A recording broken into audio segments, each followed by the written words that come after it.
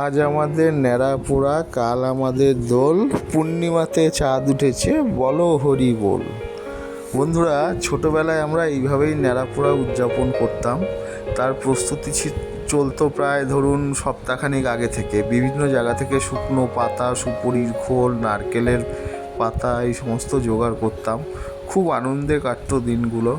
তো এখন জায়গার অভাবে এটা হয় না। তো কারা কারা এখনও এটা উদযাপন করতে পারেন কমেন্টসে জানাবেন।